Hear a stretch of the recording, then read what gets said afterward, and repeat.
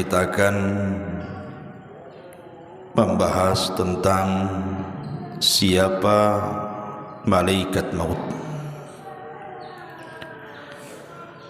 Apa tugasnya? Apakah kemudian malaikat maut juga bisa meninggal? Bagaimana kondisi malaikat maut di akhirat? Bismillahirrahmanirrahim. Dengan menyebut nama Allah yang Maha Pengasih lagi Maha Penyayang.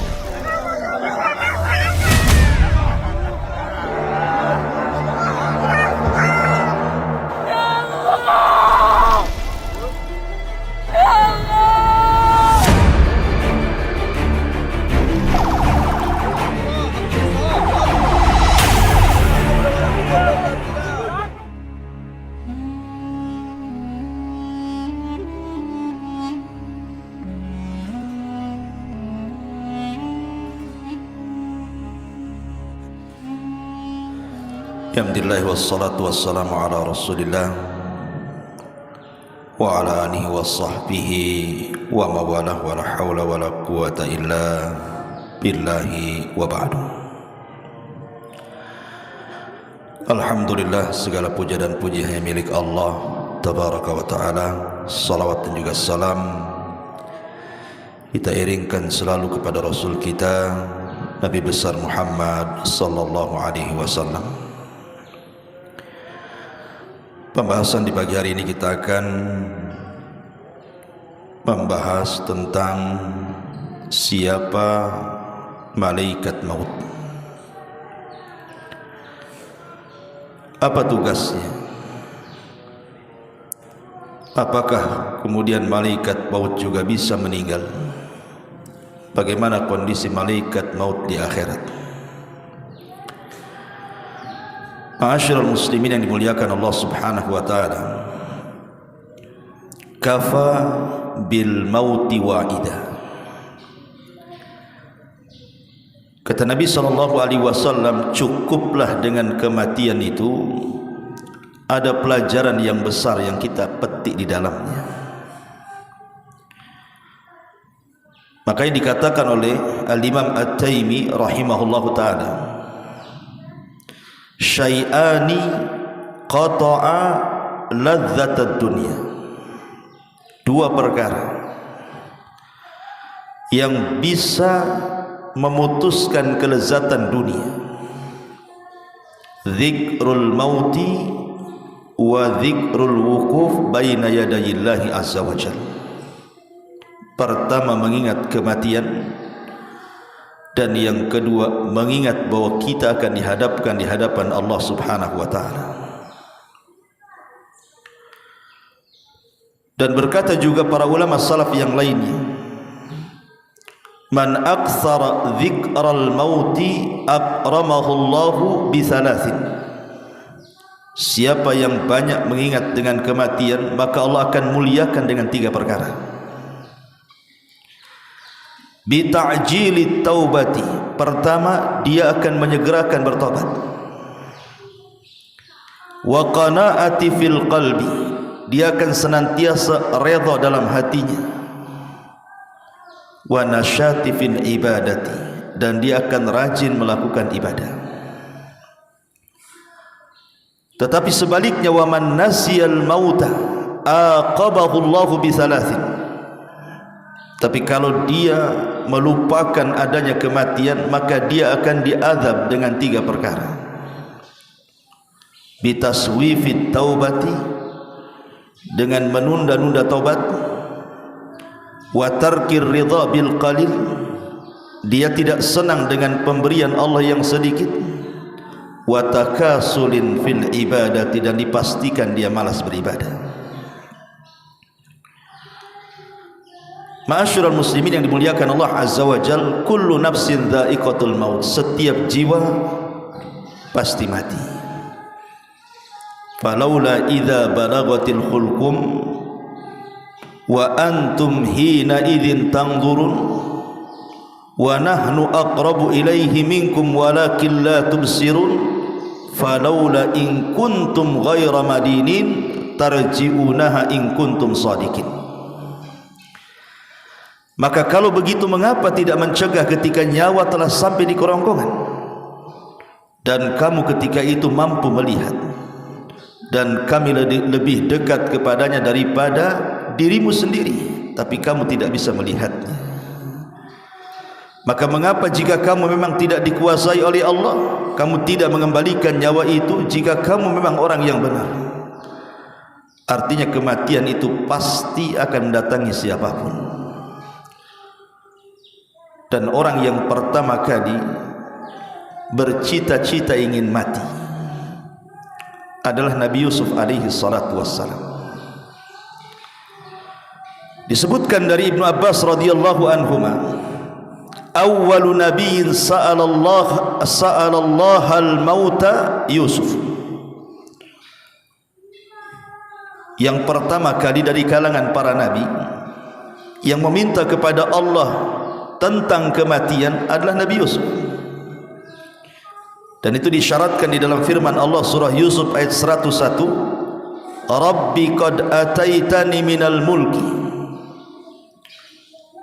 wa 'allamtani min ta'wilil ahadits fatiras samawati wal ard anta waliyuna fid dunya wal akhirah tawaffani musliman wa alhiqni bis salihin.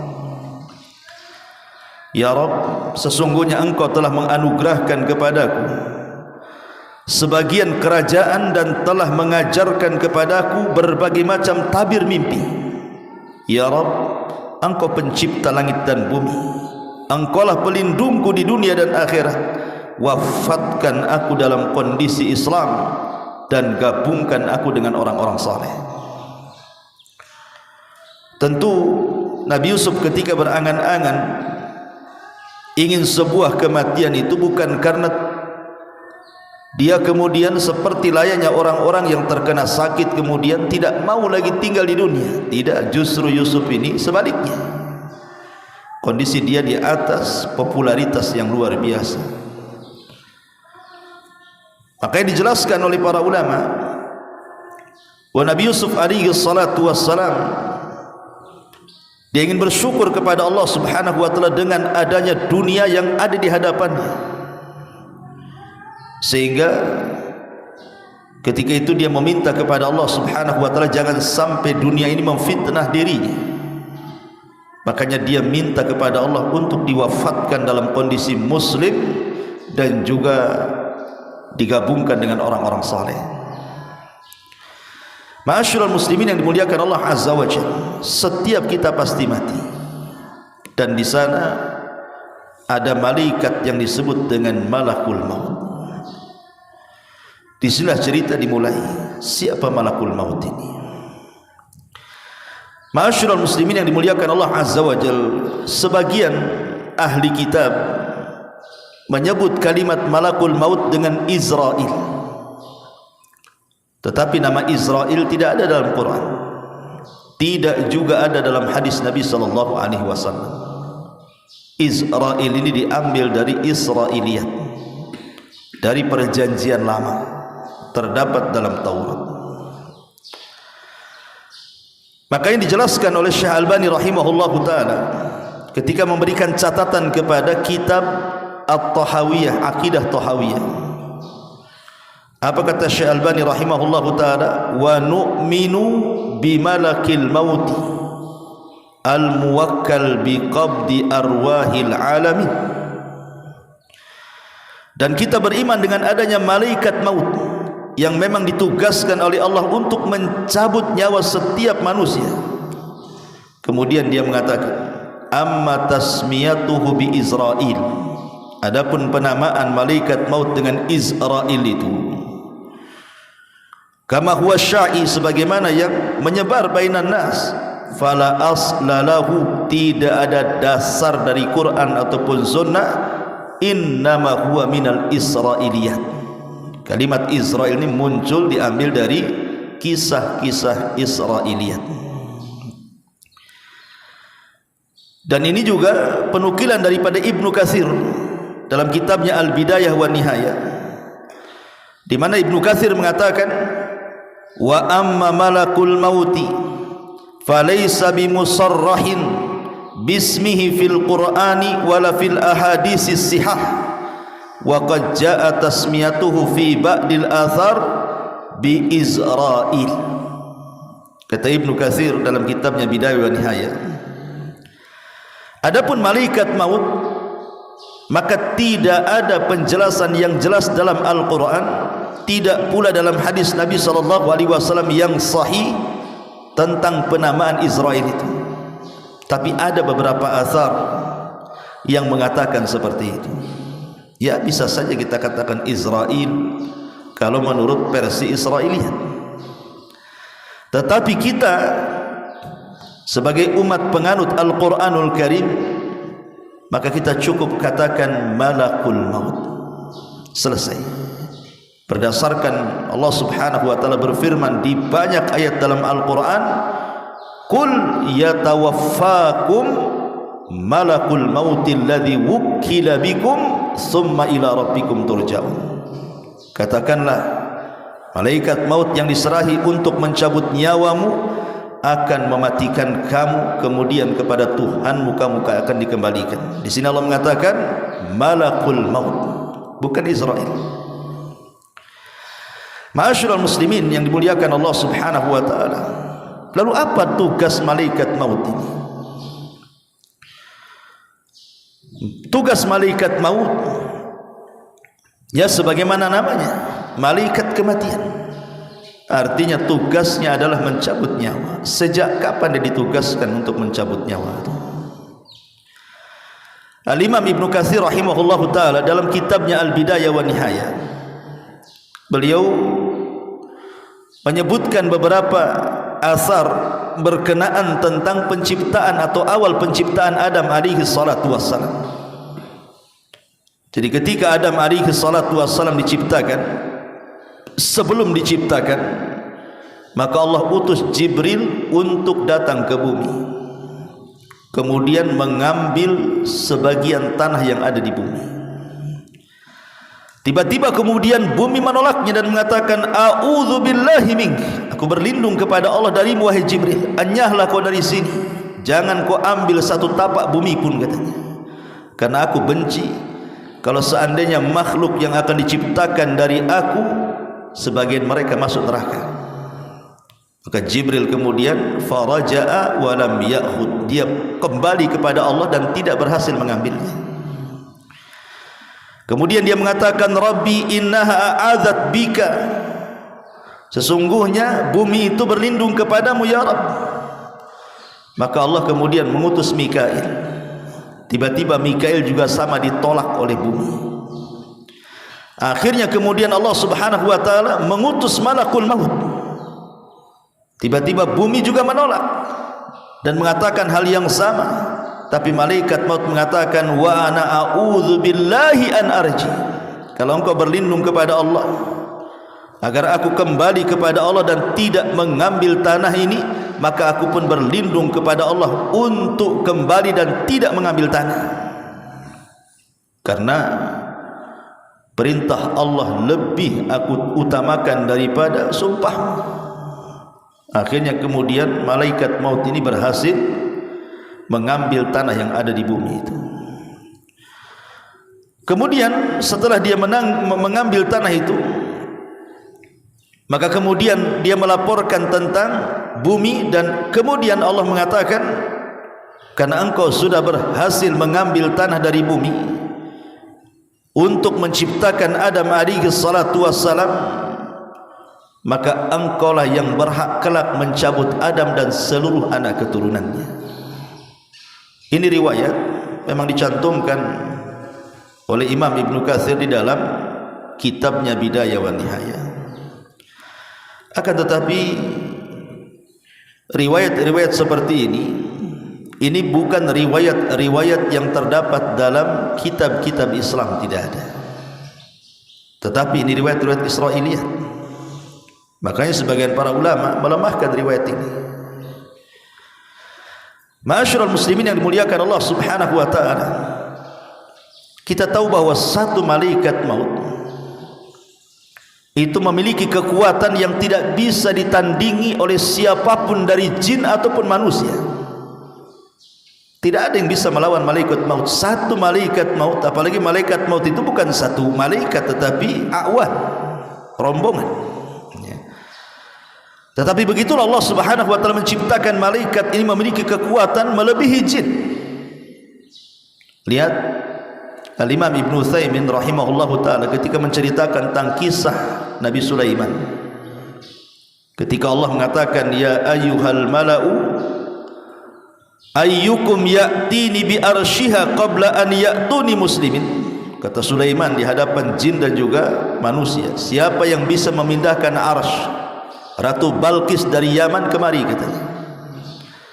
Qala ifritun minal jin, tiba-tiba ifrit dari jin mengatakan ana atika bihi qabla an taquma min maqamik. Aku bisa mendatangkan istana itu sebelum kau berdiri dari singgasanamu. Kemudian dia mengatakan wa inni alaihi laqawiyyun amin, saya kuat, bisa dipercaya untuk itu, katanya. Tetapi tiba-tiba berdirilah seorang manusia dan mengatakan qala alladhi indahu ilmun minal kitab ana atika bihi qabla an yartad ilaika tarfuka.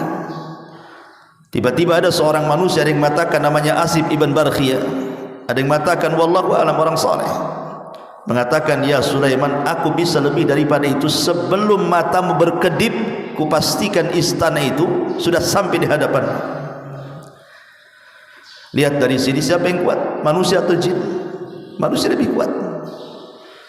Jin dia mendatangkan istana sebelum Sulaiman berdiri, tapi manusia bisa mendatangkan istana sebelum Sulaiman berkedip, menunjukkan manusia sebenarnya lebih kuat dibandingkan jin.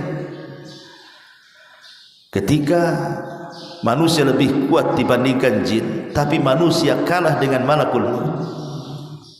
Tidak ada manusia yang mampu melawan malakul maut. Idza jaa ajaluhum la yastakhiruna sa'atan wa la yastaqdim. Kalau sudah datang ajalnya, tidak mungkin maju, tidak mungkin mundur, pas waktunya.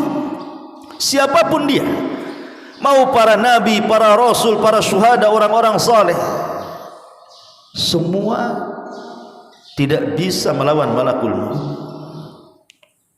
Dari sini pendalilannya, kalau jin tidak lebih kuat daripada manusia, sementara manusia tidak lebih kuat daripada para malaikat, berarti malaikat memiliki kekuatan melebihi jin dan juga manusia. Ma'asyiral muslimin yang dimuliakan Allah Subhanahu wa taala, dalam akidah ahli sunnah wal jamaah kita meyakini bahwa malaikat maut itu ada, dan itu berdasarkan beberapa dalil dalam Quran. Kita akan baca. Pertama, dalam surah As-Sajdah ayat 11, Allah mengatakan kul yatawaffakum malakul mauti alladhi wukkila bikum thumma ila rabbikum turja'un. Katakanlah, malaikat maut yang diserahi untuk mencabut nyawamu akan mematikan kamu, kemudian kepada Tuhanmu kalian dikembalikan.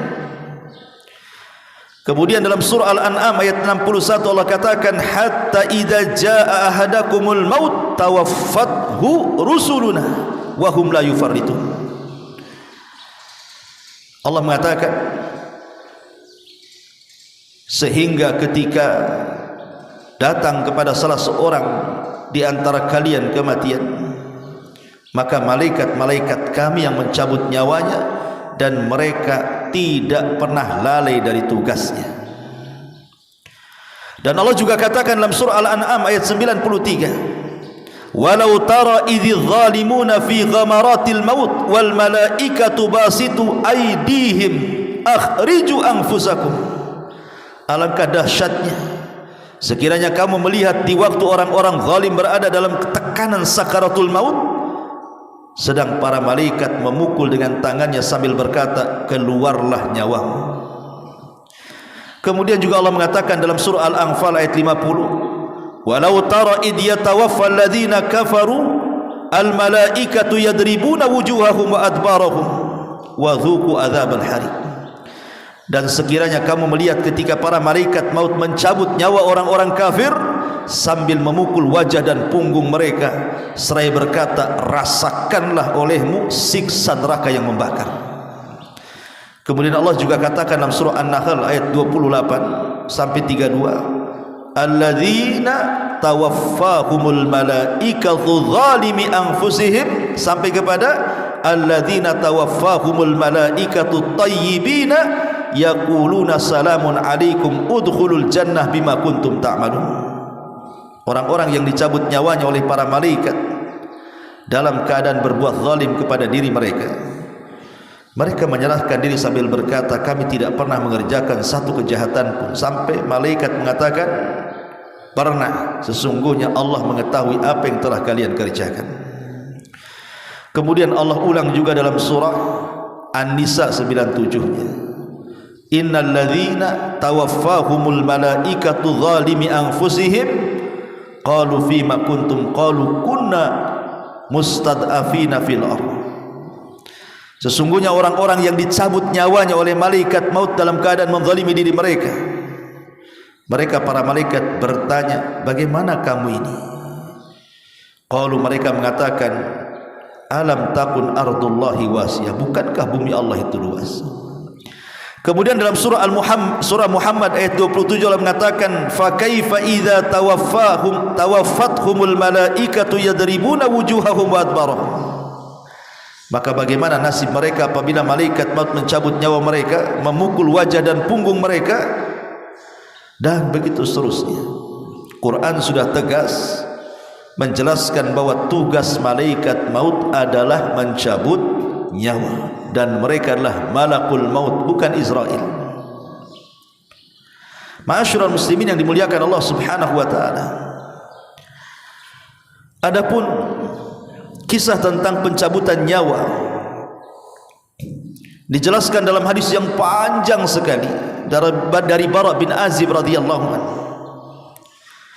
Ketika Nabi SAW mengatakan, innal abdal mu'min idza kana fi inqita'in minad dunya wa iqbalin minal akhirah nazala ilaihi malaikatun minas sama bidul wujuh ka'anna wujuhahumus syams ma'ahum kafanun min akfanil jannah wa hanutun min hanutil jannah hatta yajlisu minhum ad-dal basar thumma yaji'u malakul maut alaihi salam wa innal abdal kafir wa fi riwayah al fajir idza kana fi inqita'in minad dunya wa iqbalin minal akhirati nazala ilaihi minas sama'i malak ghiladun shidad sudul wujuh thumma yaji malakul mauti hatta yajlisa inda ra'si wa yaqul ayyatuhan nafsul khabitha. Dari hadis Bara bin Azib radhiyallahu anhu, Nabi mengatakan, sesungguhnya hamba mukmin apabila mereka hendak meninggalkan dunia dan menghadap akhirat, maka malaikat dari langit akan turun. Wajah mereka sangat putih, seolah-olah wajah mereka itu laksana kilatan cahaya matahari. Kemudian mereka membawa kain kafan dari kafan-kafan sorga, minyak wangi dari minyak wangi sorga. Kemudian mereka duduk sejauh mata memandang. Kemudian datanglah malaikat maut dan mencabut nyawa hamba mukmin tadi. Adapun hamba kafir, dalam riwayat hamba fajir, apabila hendak memisahkan diri dari dunia dan menghadap akhirat, turun malaikat dari langit sangat keras, wajahnya sangat hitam. Kemudian datanglah malaikat maut sehingga dia duduk di hadapan kepala orang fajir yang akan meninggal dan akan mengatakan, "Hei jiwa yang buruk, keluar kamu." Di sini kita tahu bahwa setiap manusia mukmin ataupun kafir akan didatangi oleh malaikat maut. Tetapi malaikat maut tidak bertugas sendirian. Ada malaikat maut itu memang satu malaikat satu tugas, seperti Jibril, Mikail, Israfil. Itu memang satu malaikat satu tugas. Tetapi malaikat maut itu bukan satu malaikat, tapi dia rombongan.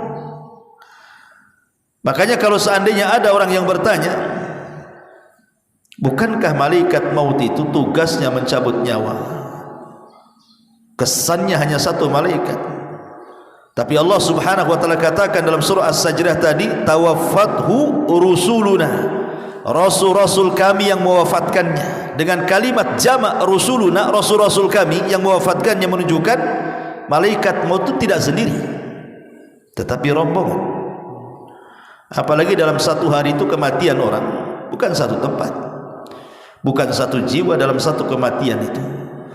Mungkin di Batam saja dalam satu hari bisa 10 sampai 20 orang dalam sehari itu. Apalagi kemarin musim corona, banyak orang mati kan begitu. Maka sebagian para ulama menjawab bahwa seperti yang dikatakan oleh Ibnu Abbas radhiyallahu anhu. Apa kata Ibnu Abbas ketika menjelaskan surah Al-An'am ayat 61, tawaffathu rusuluna wa hum la yufarritun, rasul-rasul kami yang mewafatkannya dan mereka tidak lalai dari tugas. Qala, dia mengatakan, inna limalakil mauti a'wanan minal malaikah. Sesungguhnya malaikat maut itu memiliki teman-teman dari kalangan malaikat yang lainnya. Artinya dia tidak bertugas sendirian. Dari sini kata Syekh Utsaimin rahimahullahu taala, dia mengatakan, inna malakal mauti lahu a'wan yu'inunahu ala ikhrajir ruh minal jasadi hatta yusiluna ilal hulqum. Jadi malaikat-malaikat yang bersama malaikat maut itu, dia bertugas untuk mengeluarkan ruh, mendorong ruh dari badan kita sampai diletakkan di hulqum di sini. Kalau ruh sudah sampai di hulqum, di tenggorokan, itulah tugas malaikat maut yang mengambilnya. Makanya dia mengatakan sesungguhnya malaikat maut memiliki awan, pembantu-pembantu yang menolong untuk mengeluarkan ruh dari jasad manusia, di mana tugas mereka adalah mendorong ruh itu sampai kepada hulqum. Fa idza awsaluha ilal hulqum qabadhaha malakul maut. Ketika mereka sudah berhasil membawa ruh itu sampai di tenggorokan, disitulah tugas malaikat maut mencabut nyawa lewat mulut setiap hamba. Karena ruh itu keluar dari mulut. Lah, ketika ruh itu keluar dari mulut, maka pandangan akan mengikutinya. Kata Rasul, idza qubidatir ruh tabi'ahul basar. Kalau ruh keluar, mata kita mengikuti. Maka setiap orang meninggal itu kebanyakan melotot. Maka disunahkan untuk ditutup matanya supaya tidak menakutkan. Ma'asyiral muslimin yang dimuliakan Allah Subhanahu wa taala, tentu ketika malaikat maut mencabut ruh orang yang beriman akan berbeda dengan mencabut ruh orang kafir. Orang kafir apabila dicabut berdasarkan ayat tadi surah Al-An'am ayat 93, wa tara walau tara idz zalimuna fi ghamaratil maut wal malaikatu basitu aydihim akhriju anfusakum al yawma tujzauna adzabal hun bima kuntum taqulun 'ala Allah ghairal haqqi wa kuntum an ayatihi tastakbirun. Alangkah dahsyatnya, kata Allah, sekiranya kamu melihat di waktu orang-orang zalim berada dalam tekanan sakaratul maut itu, sedang para malaikat memukul-mukul dengan tangannya wajah dan punggung-punggung mereka seraya mengatakan, keluarlah nyawamu wahai fulan. Di hari ini kamu dibalas dengan siksa yang sangat menghinakan, karena kamu selalu mengatakan terhadap Allah perkataan yang tidak benar, dan karena kamu selalu menyombongkan diri terhadap ayat-ayatnya. Dalam riwayat Bara bin Azib yang panjang sekali, bahwa ruh orang kafir itu ketika dicabut, maka diibaratkan safud. Safud itu semacam pisau yang bengkok seperti cerulit. Kemudian safud ini dimasukkan ke dalam bulu-bulu kambing wol. Antum tahulah kambing wol itu, kambing Australia itu kan bulunya itu 1 jengkal lebih itu, kadang-kadang berkeriwal-keriwal kan, bergumbal-gumbal kalau nggak dicukur itu. Kalau dimasukkan tuh pisau itu ke dalam gimbalan bulu-bulu wol kambing itu, tiba-tiba disiram, tentu bulu-bulu itu akan melengket di pisau yang dalam bentuk cerulit itu. Kemudian pisau itu dicabut dengan cara paksa. Apa yang terjadi? Akan merontokkan bulu-bulu kambing itu. Kata Rasul, begitulah nyawa ruhnya orang kafir ketika dicabut malaikat maut, akan merontokkan semua persendian dan tulang-tulang sehingga dia akan berteriak kesakitan yang tidak ada yang tahu rasa sakitnya kecuali Allah Subhanahu wa taala. Tapi ruhnya seorang mukmin maka akan dipanggil dengan panggilan yang baik. Sebagaimana hadis Abi Hurairah radhiyallahu an, maka malaikat maut akan mengatakan, ukhruji ayyatuhan nafsut tayyibah kanat fil jasadit tayyibah ukhruji hamidatan wabshiri bi rauhin wa raihan wa rabbun ghaira ghadban. Wahai jiwa yang tenang, wahai jiwa yang baik, keluarlah dari jasad yang baik, keluar dengan cara terpuji, dan berbahagialah engkau akan mendapatkan wewangian dari sorga, dan engkau akan menghadap Rabb yang tidak sedang murka. Dan Allah katakan dalam Al-Quran, ya ayyatuhan nafsul mutmainnah irji'i ila rabbiki radiyatan mardiyah. Wahai jiwa yang tenang, keluarlah kepada keridhaan Allah Subhanahu wa taala.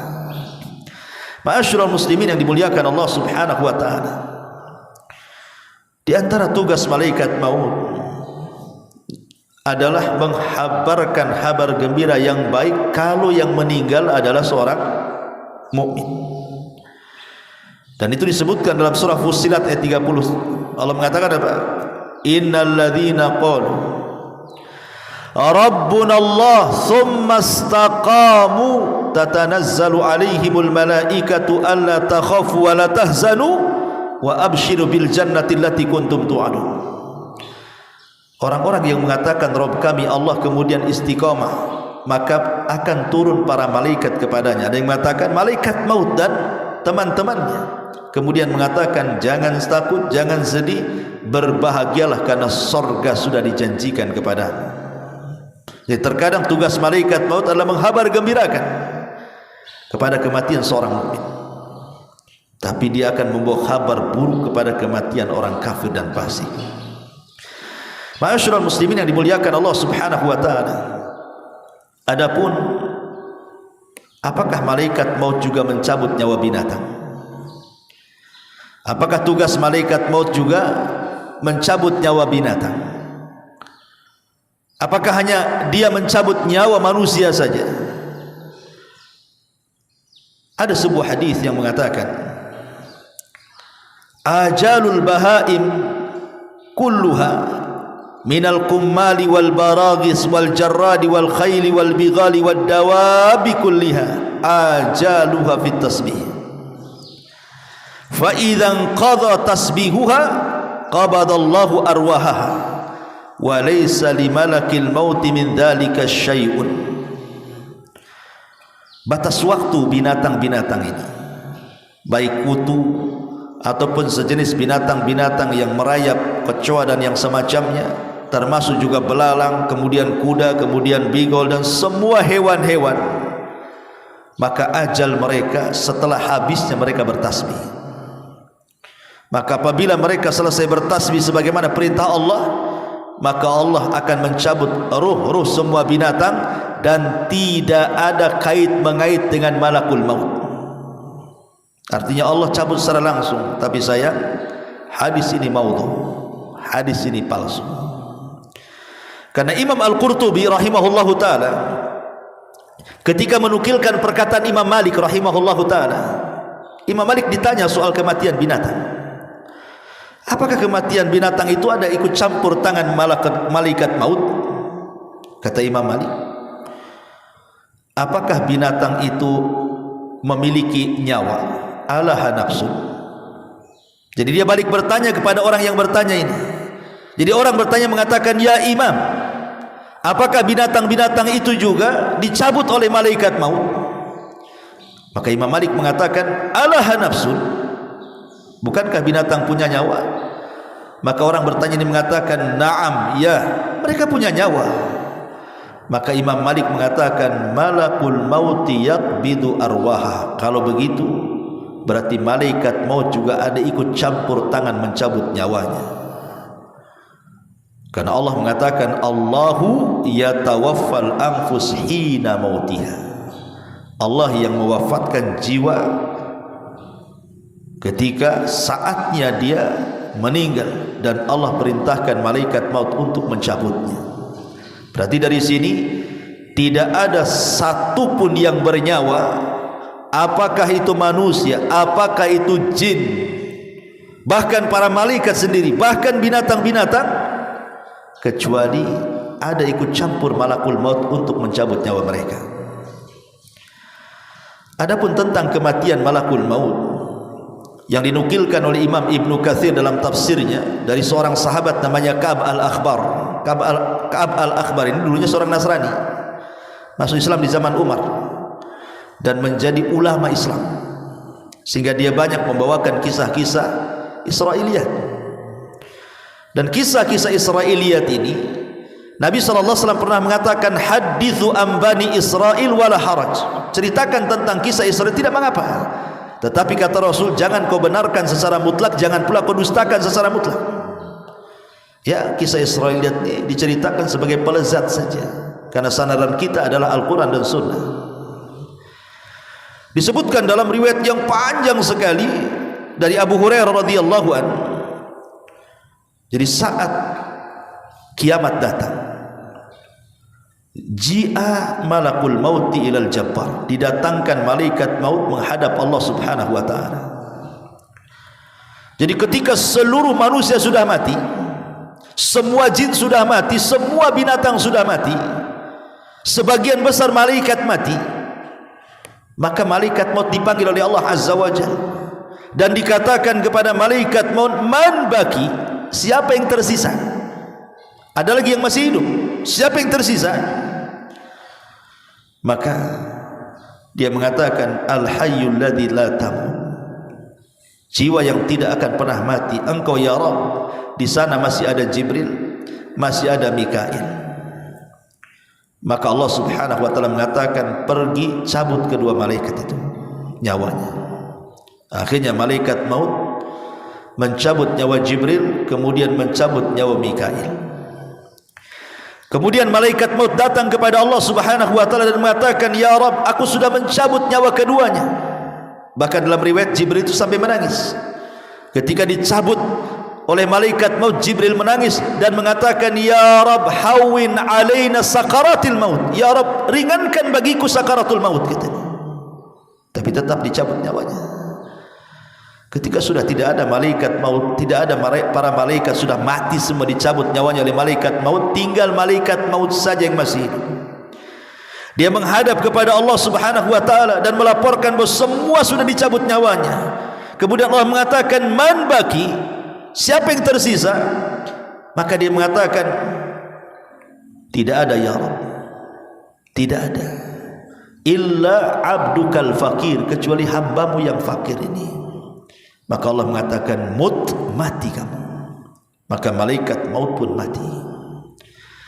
Ketika sudah tidak ada lagi makhluk yang hidup, tidak binatang, tidak malaikat, tidak manusia, tidak jin, maka Allah subhanahu wa ta'ala akan berteriak di alam semesta dan mengatakan, limanil mulkul yaum, milik siapa kekuasaan ini?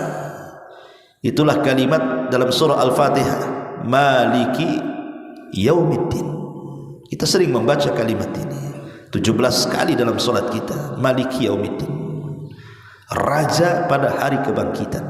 Maksudnya disyaratkan kepada perkataan Allah subhanahu wa ta'ala di sini, limanil mulkul yaum, kekuasaan ini milik siapa? Milik siapa kekuasaan ini? Jin sudah tidak ada, malaikat sudah tidak ada, manusia sudah tidak ada, binatang sudah tidak ada. Allah katakan, limanil mulkul yaum, tidak ada yang jawab karena tidak ada makhluk. Maka Allah jawab sendiri, lillahil wahidil qahhar, kata Allah, kekuasaan ini milik zat yang satu yang maha perkasa, akulah yang perkasa itu, kata Allah. Ma'asyiral muslimin yang muliakan Allah azza wa jalla, hadis ini dikeluarkan oleh Imam Abi Dunya dalam kitab Al-Ahwal, kemudian Ibnu Abi Hatim dalam tafsirnya, kemudian Abu Ya'la, dan banyak sekali. Makanya kemudian Imam Ibnu Katsir menukilkan riwayat ini dalam tafsirnya, walaupun sekali lagi ini lebih kepada kisah Israiliyat. Ini lebih kepada kisah Israiliyat, dan sebagian para mengatakan ini tidak sahih.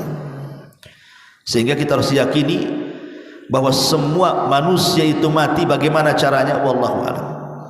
Kullu man 'alaiha fan wa yabqa wajhu rabbika dzil jalali wal ikram. Semua mati. Ya. Ma'asyiral muslimin yang dimuliakan Allah Azza wa Jalla, ada kisah-kisah menarik kita bacakan, walaupun sebagiannya sahih, sebagiannya diperselisihkan, bahkan sebagiannya maudhu, tentang kisah malaikat maut mendatangi para nabi. Kisah yang pertama adalah kisah malaikat maut dan Nabi Musa. Kisah ini sahih karena dicantumkan dalam riwayat Muslim dan juga yang lainnya dari hadis Abi Hurairah radhiyallahu anhu.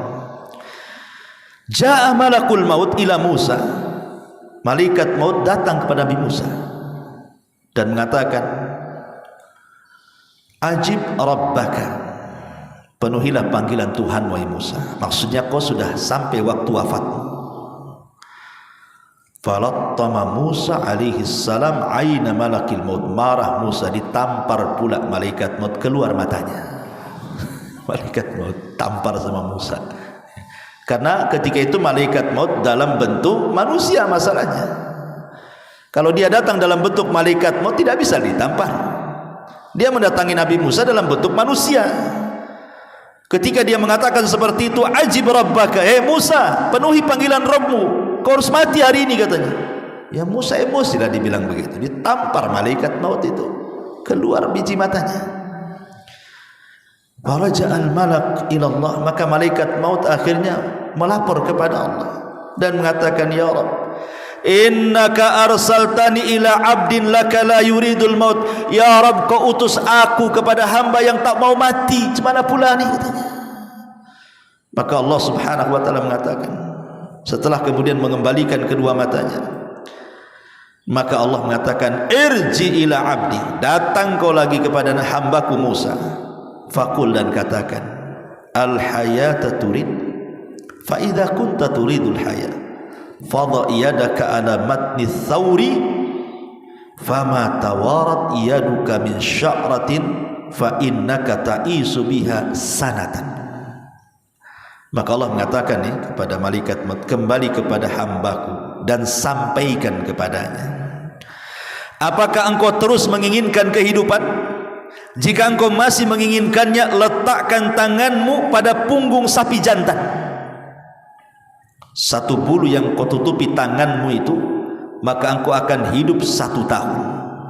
Jadi kalau seandainya kita letakkan begini tangan kita di sapi jantan, rupanya bulu yang ditutupi tangan itu anggaplah ada 100 bulu, berarti setiap 1 bulu dihitung 1 tahun. Ya. Maka Musa berkata, lalu apa setelah ini? Qala fal'ana min qarib rabbi amitni minal ardil muqaddasati ramyata bihajarin. Qala Rasulullah sallallahu alaihi wasallam, wallahi law anni indahu la ara'aitukum qabrahu ila janibit tariq indal kathibil ahmar. Lalu Musa berkata, wahai Tuhanku, sekarang kupilih kematian dalam waktu dekat. Artinya akhirnya Musa pasrah, udah cabut aja lah daripada tak dicabut gitu. Cabut aja lah katanya. Ya. Kemudian Nabi SAW menyampaikan keinginannya, matilah aku dekat tanah suci Baitul Maqdis sedekat lemparan batu.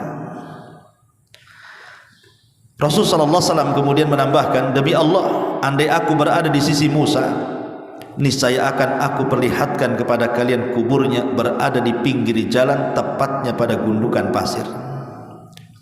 Hadis ini sahih karena riwayat Muslim. Tapi masalahnya di sana ada riwayat yang berbeda. Riwayat seperti malaikat maut ketika mendatangi wazirnya Sulaiman, dan ini banyak dinukilkan juga oleh ahli tafsir masalahnya dalam tafsir Jalalain dan yang lainnya. Jadi satu hari Nabi Sulaiman ini sedang berbincang dengan wazirnya, dengan menteri kesayangannya, bincang. Tiba-tiba diketuklah pintu kantor itu. Ketika diketuk pintu itu dibukalah oleh Sulaiman, nampak pula yang datang itu orang yang sangat menyeramkan, menatap wajah sang wazir, menterinya Sulaiman, kemudian pergi. Setelah berbincang dengan Sulaiman, jadi si wazir ini, menterinya Sulaiman, bertanya, siapa dia? Kata Sulaiman, itu malaikat maut, mau nyabut nyawa orang, katanya. Gemetarlah ini si menteri ini, jangan-jangan dia mau mencabut nyawa saya pula, katanya. Kalau gitu ya Sulaiman, kau kan bisa menundukkan angin dan awan, bawalah aku terserah kemana saja, ke India sana, jangan aku pertemukan aku, nggak apa-apalah, kau mutasi aku dari sini ke India sana, nggak usah bertugas di sini lagi, katanya. Yang penting aku jangan ketemu orang itu, katanya. Akhirnya dimutasi dia sama Sulaiman, diajak ke India. Ketika turun dari awan, rupanya orang itu sudah di situ. Jadi Sulaiman ini bertanya kepada orang itu dan mengatakan, kenapa kamu ada di sini? Maka kemudian dia mengatakan, Allah barusan merintahkan aku untuk nyabut nyawa orang dan dia ada di sini. Ku tengok-tengok tak ada, rupanya ada kamu dan dia. Mungkin dialah, katanya. Akhirnya dicabut nyawanya. Subhanallah. Itulah ketika Allah mengatakan, idza jaa ajaluhu la yastakhiruna sa'atan wala yastaqdimun. Kalau datang ajalnya tidak mungkin maju, tidak mungkin mundur, kan itu. Tapi kisah ini disebutkan juga oleh Ibnu Abi Syaibah dalam kitab Musannaf, dan Ats-Tsa'labi dalam tafsirnya, Imam Ahmad dalam Zuhud, Ibnu Battah dalam Ibanah, Al-Asbahin dalam Azamah, Ibn Wahab dalam Tarikh Ad-Dimashqi, Abu Nu'aim dalam Hilyah, dan begitu seterusnya. Tetapi sekali lagi, sebagian para ulama mengatakan sanadnya ini mauquf. Maksudnya mauquf tidak sampai kepada Nabi, tetapi ini ucapan seorang sahabat. Ada juga yang mengatakan sampai kepada tabi'in, artinya maktu, bukan mauquf ya, maktu itu terputus sanadnya karena ucapan tabi'in, bukan ucapan Nabi. Kalau ucapan sahabat namanya mauquf, kalau sampai kepada Rasul namanya marfu. Begitu istilah mustalahul hadis itu, ya. Dan maktu sampai kepada tabi'in ini berarti riwayatnya lemah karena terputus sampai tabi'in, ya. Ma'asyiral muslimin yang dimuliakan, termasuk juga kisah malaikat maut dan Nabi Ibrahim. Al-Khuldi meriwayatkan, mengeluarkan dalam kitabnya Al-Fawaid waz-Zuhdi war-Raqaiq wal-Marathi, menceritakan tentang kisah kedatangan malaikat maut hendak mencabut nyawa Ibrahim. Jadi malaikat maut ini datang kepada Ibrahim dan mengatakan, ya Ibrahim, Allah memerintahkan aku untuk mencabut nyawamu. Maka Ibrahim mengatakan kepada malaikat itu, bagaimana mungkin, bagaimana pendapatmu, khalilan yaqrahu, bagaimana pendapatmu, ra'aita khalilan yaqbidu ruha khalilihi, bagaimana pendapatmu wahai malaikat maut? Ini khalil itu maksudnya Allah subhanahu wa ta'ala, sang kekasih mau mencabut kekasihnya. Macam mana pula, katanya, saya kan kekasih Allah, masa sang kekasih mencabut nyawa kekasihnya, katanya. Harusnya kan disayang kekasih itu, bukan dicabut nyawanya, kata Ibrahim. Tetapi kemudian malaikat maut ini kembali kepada Allah dan mengatakan, ya Rabb, Ibrahim ngomong macam mana sang kekasih mencabut nyawa kekasihnya, katanya.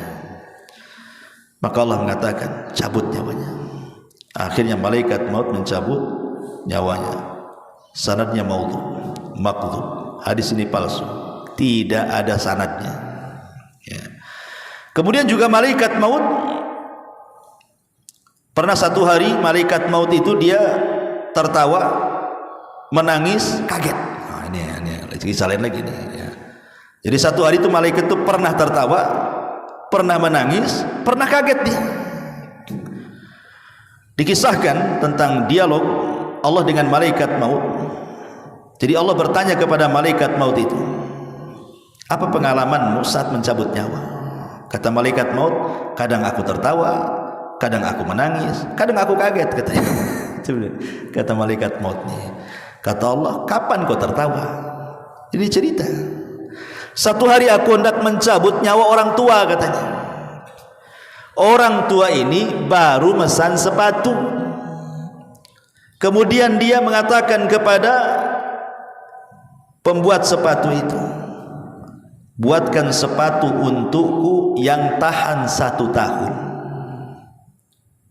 Buatkan sepatu untukku yang tahan 1 tahun, jangan cepat rusak.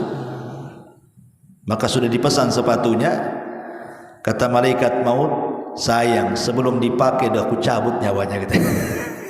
Belum pun dipakai sepatu itu, sudah aku cabut nyawanya. Aku tertawa, kata malaikat. Kasihan dia, udah pesan setahun pula, udah mati duluan, gitu. Kemudian, kapan aku menangis? Kapan kau menangis, kata Allah. Kemudian malaikat maut mengatakan, saat aku mencabut nyawa seorang wanita. Ketika itu dia sedang menyusui anaknya di tengah padang pasir. Ketika itu aku memandang bayinya. Kalau seandainya aku cabut nyawa wanita ini, siapa yang merawat bayinya? Dia sendirian di padang pasir. Aku pun menangis kasihan, tapi tetap ku cabut karena perintah Allah. Adapun aku kaget ketika aku mencabut seorang alim, mencabut seorang ulama, dia bilang. Tiba-tiba ketika aku hendak mencabutnya, aku kaget karena di dahinya ada cahaya. Tetapi tetap saja aku pun mencabut dia dan cahayanya. Tapi hadis ini dipermasalahkan juga oleh para ulama, karena hadis ini dilemahkan, tidak ada sanadnya sampai kepada Nabi sallallahu alaihi wasallam. Tetapi yang mungkin yang banyak dikisahkan adalah kisah tentang malaikat maut dan Nabi Yakub. Nah, itu dijelaskan, pernah saya juga jelaskan dalam khutbah Jumat, ketika Nabi Yakub didatangi malaikat maut, kemudian dikatakan, kata Yakub, kenapa kau tidak mengantarkan tanda-tanda sebelum kau cabut nyawaku? Entah 2 atau 3 tanda jadilah, katanya. Kata malaikat maut, kan sudah aku kirim tanda-tandanya. Kata Yakub, apa tanda-tandanya? Bayadu ra'sika ba'da sawadi, inhina'u dhahrika ba'da istiqamati, wa dha'fu badanika ba'da quwwatihi, hadihi rusuli ila Bani Adam qabla al-mauti. Putih rambutmu yang dulunya hitam, bungkuk badanmu yang dulunya tegak, lemah badanmu yang dulunya kuat, itulah tanda kau dekat dengan mati, katanya. Dan tanda ini akan berlaku kepada seluruh anak Adam. Masyarakat muslimin yang dimuliakan Allah Azza wa Jalla, sekilas tentang beberapa kisah seputar malaikat maut. Tapi yang jelas bahwa kematian adalah makhluk Allah. Malaikat maut adalah makhluk Allah. Kematiannya itu sendiri adalah makhluk Allah. Dan nanti pada hari kiamat ketika penduduk sorga masuk ke dalam sorga, penduduk neraka masuk ke dalam neraka, dan sudah tidak ada lagi syafaat, tidak ada lagi rahmat, semua sudah menduduki tempatnya masing-masing. Ji'abil mauti, maka Allah akan datangkan kematian ala suratil kabshan amlah, dalam bentuk kambing yang ada hitam putihnya. Kemudian Allah gorok tuh kambing itu, simbol bahwa tidak ada kematian lagi. Maka Allah Subhanahu wa taala akan menyuruh kepada penduduk surga, ya ahlal jannah khuludun la mautalakum. Hei ahli surga, kekal kalian. Kau dapat nikmat yang kekal di situ. Wa ya ahlan nar khuludun la mautalakum. Kalian juga penduduk neraka kekal di dalamnya, rasakan azab. Ketika kematian sudah tidak ada lagi, berarti yang ada hanya kekekalan. Itulah Allah katakan, innal ladzina amanu wa amilus salihat ulaika ashabul jannah hum fiha khalidun. Orang-orang yang beriman dan beramal saleh, mereka akan masuk surga dan mereka akan kekal di dalamnya selama-lamanya. Tapi lihat Allah katakan kepada penduduk neraka, innal ladzina kafaru wa kadzdzabu bi ayatina ulaika ashabun nar hum fiha khalidun. Orang-orang yang kafir dan mendustakan ayat-ayat kami, maka mereka akan masuk ke dalam neraka dan mereka kekal di dalamnya selama-lamanya. Subhanallah bihamdika asyhadu an la ilaha illa anta astaghfiruka wa atubu ilaik. Allahu taala alam. Assalamualaikum warahmatullahi wabarakatuh.